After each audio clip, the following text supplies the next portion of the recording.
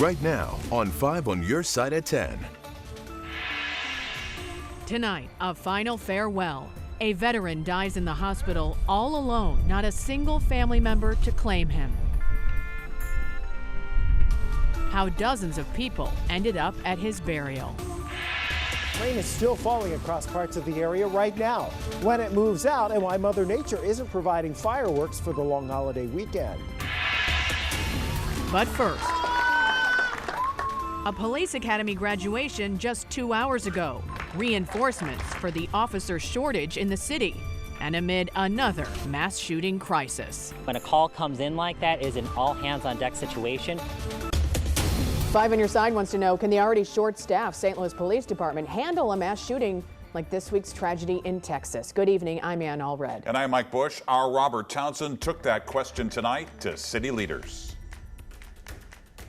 New St. Louis police recruits graduated Thursday night. Now they're ready to get to work, where they'll definitely be needed. We're excited to graduate 20 new officers today, and we'll continue to aggressively hire across city departments. Add the new officers to the St. Louis Police Department's current 1,090, and that means the force now has 1,110 police officers. However, the department is still more than 100 officers short of its desired authorized strength. So, a big question. In the event a mass school shooting like the one in Texas were to happen here, will St. Louis police be ready? When a call comes in like that, it is an all hands on deck situation. I wanted to take our question to Police Chief John Hayden and Mayor Tashara Jones, but neither was available. Nick Desideri is the mayor's spokesman. He says for more than a decade, the city's been preparing its mass communication system for a tragedy like this. SWAT, hostage response, district commanders, the like are all engaged to make sure that the individuals in question are kept as safe as possible. Today we learned the suspect in the Texas mass school shooting entered an unlocked school when he went on a deadly shooting spree. 5 on your side reached out to St. Louis Public Schools. A spokesman says its district policy states the doors at its 62 elementary, middle, and high schools are supposed to be locked when classes start. We're also told St. Louis police do not patrol city schools. SLPS has its own security officers. We're out in the patrol cars with law enforcement. Aaron Laxton is one of 81 community behavioral health liaisons in Missouri. He and his team at Assisted Recovery Centers of America downtown work with local police to prevent these mass tragedies. The stress debriefings, we would be checking in with the various patrols and districts and precincts to provide the wellness support that they need. Now, some of those new police officers will be out here tomorrow. The others will hit the streets after Memorial Day. Live near downtown, Robert Townsend, 5 on your side. Tonight, a small Texas town is still trying to make sense of what happened when a gunman killed 19 students and 2 teachers inside an elementary school. But the answers given by authorities are only leading to more questions. They spent today trying to clarify the timeline of Tuesday's massacre and the police response. Today, we learned the gunman fired at officers from inside the classroom, so they retreated. Investigators now admit it took another hour before they were able to enter the school and take out the gunman. We need specialty equipment. We need body armor. We need precision riflemen, negotiators. They're also evacuating personnel, students, teachers. Today, we also learned the husband of one of the teachers killed in the attack has died. The family of 50-year-old Joe Garcia says he suffered a medical emergency after visiting the memorial outside the school. They leave behind 4 children. This latest tragedy has reignited the debate over gun control reform. This calling for more laws rallied outside the U.S. Capitol today. NBC News has learned a bipartisan group of 9 senators are working for a path forward on gun legislation. Democrats want expanded background checks and authority for judges to confiscate guns from dangerous people. Several Republicans are hesitant to modify the nation's gun laws. How long has it been since Congress has passed new gun control legislation? Our Verified team is looking into a claim it's been since the last shooting massacre at an elementary school. Here's Evan Kozlov.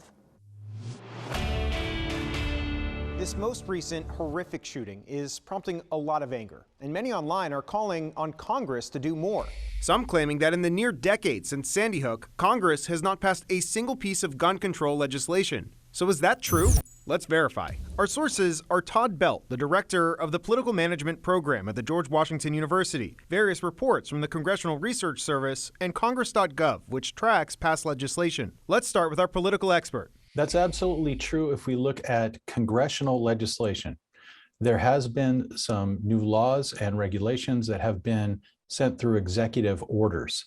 But when it comes to congressional legislation, nothing has happened since Sandy Hook. To confirm, we searched through Congress.gov for all bills signed into law over the last decade and found just 30 which had the words gun or firearm included. But most were just budget bills, and Belt says that none of these bills made significant changes to gun control laws. But that's not to say there haven't been attempts to pass laws. For example, in 2013, shortly after Sandy Hook, the Manchin-Toomey Amendment would have bolstered background checks, but it failed to get the 60 votes needed. These failed attempts are why presidents have used executive actions instead. For example, according to CRS, in April 2021, President Biden announced 6 executive actions relating to gun control, including one to try and crack down on ghost guns. In the absence of congressional leadership on this issue, presidents have been taking the ball themselves and running with it. So we could verify that this claim is true.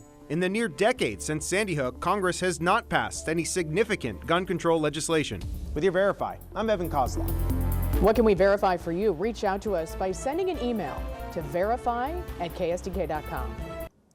Tonight, a prayer service was held for a local paramedic who died in a freak weightlifting accident.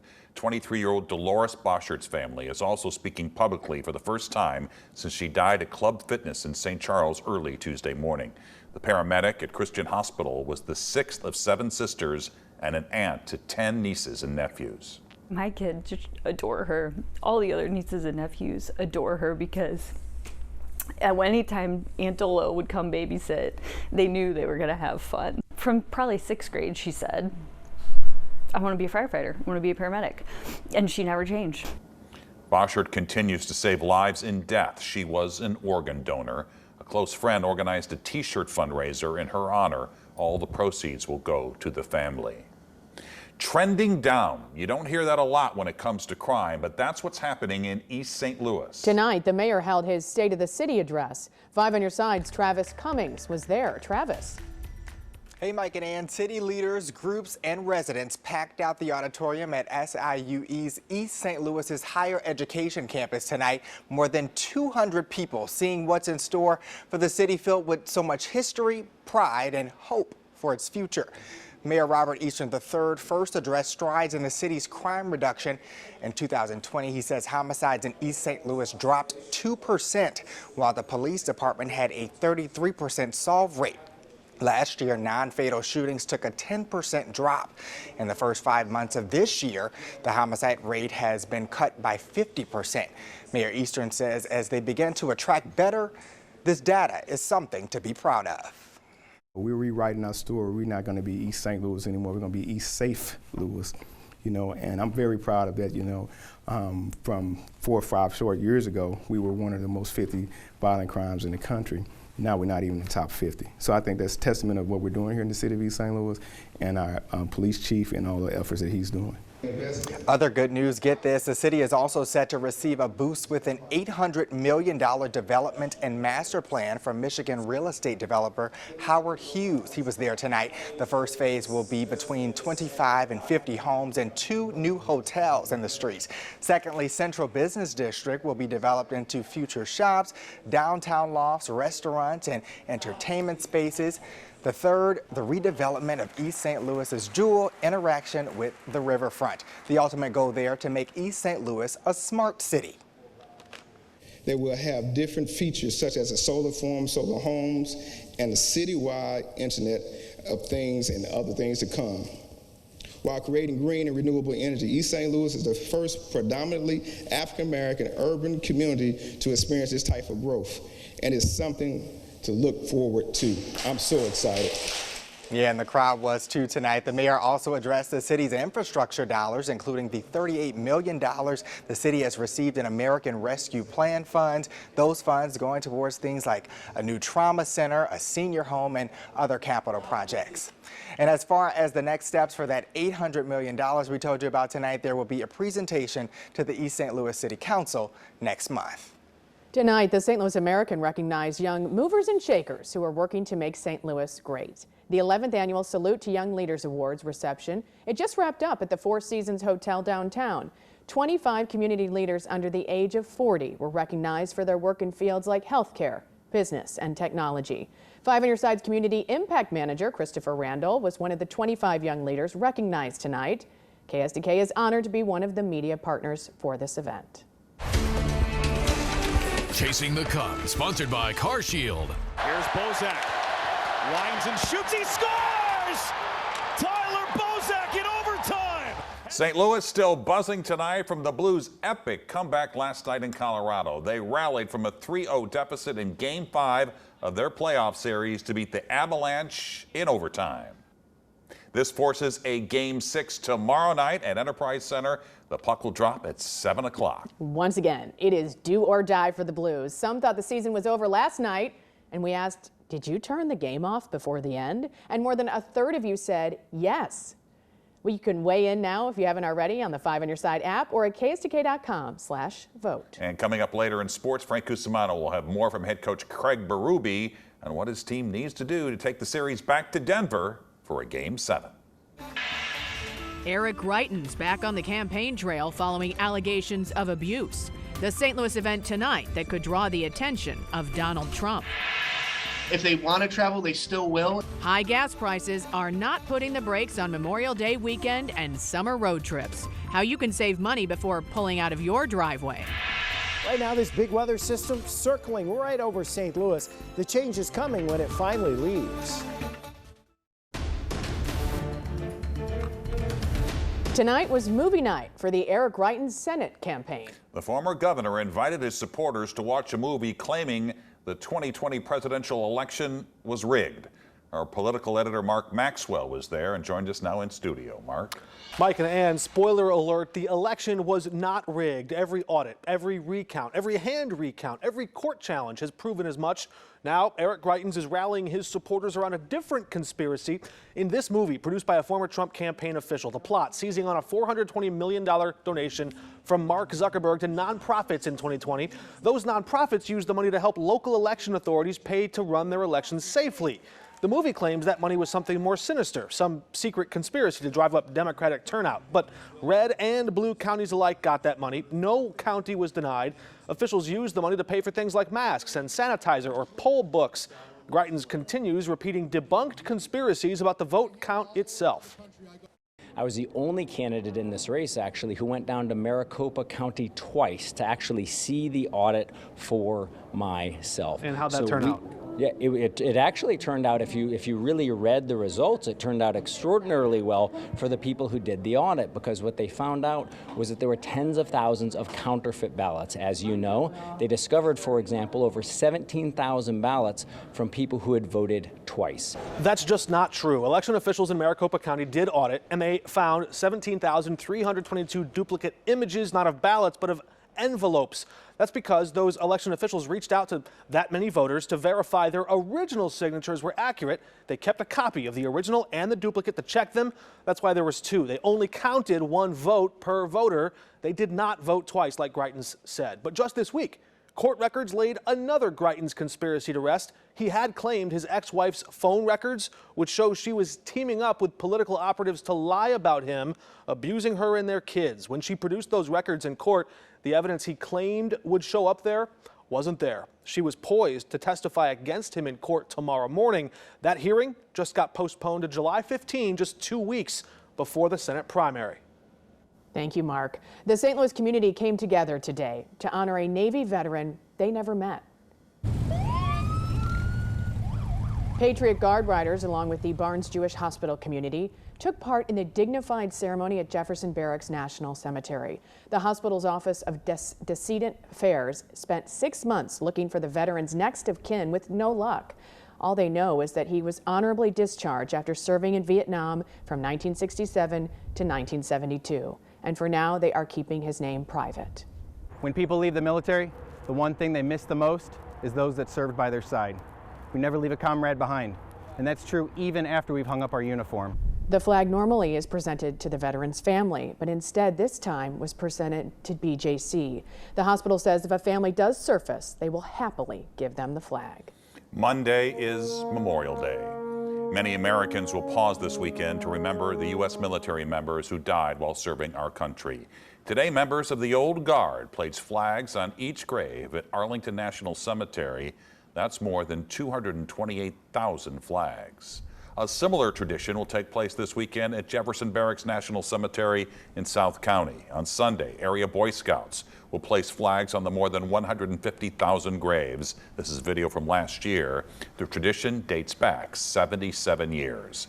And the annual Folds of Honor campaign, sponsored by Schnucks, is now underway. From now until July 4th, you can round up at the register. The money raised provides scholarships for spouses and children of fallen and wounded service members. 5 on Your Side is a proud partner of the Folds of Honor campaign. Record gas prices are not keeping Americans from traveling this Memorial Day weekend. AAA predicts more than 39 million people will travel 50 miles or more. Right now, gas prices are around $1.50 more than we were paying at this time last year. With pandemic restrictions lifted, though, AAA says more people feel comfortable to get away, even if it means paying a lot more for gas. If they want to travel, they still will, and they'll find ways to save money on their trip elsewhere. So that may be, eating out less while they're on vacation, or finding more economic accommodations. AAA offers a gas cost calculator on its website. It estimates how much you'll spend on fuel for a trip based on distance and the make and model of your car. Before you fill up for your trip, we can help you find the cheapest gas prices in the area. Just text the word gas to 314-425-5355. So the big question is, what will the weather be like this holiday weekend? And we know we have some showers right now, Scott, but what about tomorrow and the weekend? You know, we're going to see improvement, and it's a little gradual for tomorrow, but I got to tell you, it's really looking good for this upcoming weekend. Still have a couple of showers around. You can see a little water on the camera lens there from St. Charles. Temperatures have dropped back into the upper 50s, lower 60s. The upper level system right now is basically right over top of us, just sitting over St. Louis. These things are really slow to move away, and we've actually still seen a couple of showers around. You could see it from the Cardinals baseball game tonight, looking up towards the Gateway Arch, the clouds building just over into Madison and St. Clair County, but they've kind of fizzled as this whole system pulls away and the winds turn more to the north and northwest. Eventually we'll bring some drier air in here, but you still have that wraparound moisture that we have to get out, and it's going to take until tomorrow morning before that happens. Warmer in Chicago now than it is here, 68 degrees there. The cold front not through there yet as it's wrapping up around this system. We're in the upper 50s right now in St. Louis at 59 degrees. We have mainly cloudy skies at the moment. Winds out of the southwest at 6. They're turning more to the west and northwest through the overnight hours into tomorrow. 73 was our high today. 0.14 of an inch of liquid in the rain gauge. So here we are tomorrow morning at rush hour. A couple of scattered showers around. Should be much lighter than what we've seen the last couple of days. And by lunchtime, most of it is east of the Mississippi River. It's pushing away. What's not so fast to leave? Those clouds. They're pesky. It's going to take a while, but that back edge with the clearing skies will be pushing in from the west as we head through the day. Probably we'll see the sun set in St. Louis and not much else. But there is a Blues game tomorrow night, and we should be dry if you're coming downtown for that. And of course, the Cardinals are in town too. They opened up their series with the Brewers tonight. 3 more games with the Brewers this weekend. Dry weather for all of these games, as weekend is going to be not only dry, but bright and increasingly warmer as we head towards Monday. Heading to the area lakes this weekend, can't beat this. Although the water temperatures could be a little bit warmer. They're mostly in the upper 60s. Tomorrow, 82 in St. Louis, down around Springfield and Kansas City in the 80s. Chicago's at 78. We move ahead to Saturday. Couple of clouds here and there. These are mostly high-thin clouds for us.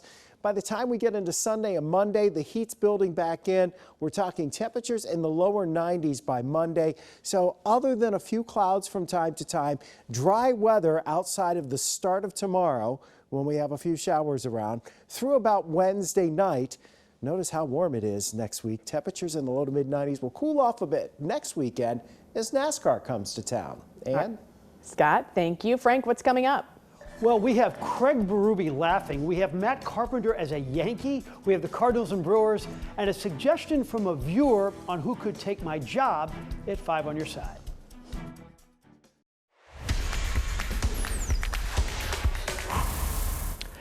Because the Cubs, Pirates, and Reds are combined 31 games under 500, there's little suspense in the National League Central. It will either be the Brewers or the Cardinals. The Brewers began this 4-game series with a 3.5-game lead. With their dynamite pitching, you don't want it to be 7.5 by Sunday night. Did you know that Albert Pujols is hitting over 400 against lefties? Eric Lauer is a lefty. He smashes one to left, scoring Tommy Edman. It was 2-1 Brewers in the first. Albert on base 3 times tonight. Adam Wainwright, not sharp. 4 innings, 10 hits, and 4 runs, including this RBI single by Andrew McCutchen, which scored Colton Long. Brewers led it 4-2 in the fourth. Paul Goldschmidt locked in, homer number 8. He's hitting .350 with a 17-game hitting streak. This shaved the lead to 4-3 in the 7th inning. Josh Hader has not given up a run all season, and he didn't tonight. Brewers win 4-3. Hey, look who showed up in a Yankee uniform with a mustache. That's Matt Carpenter. And he was productive against the Rays. Got hit by a pitch, and of course he drew a walk. He scored 2 runs. Yankees win 7-2. He was a minor leaguer with the Rangers last week. Good. Chasing the Cubs, sponsored by Car Shield. Good job. Right, boy. Ballsy, baby! It's great win.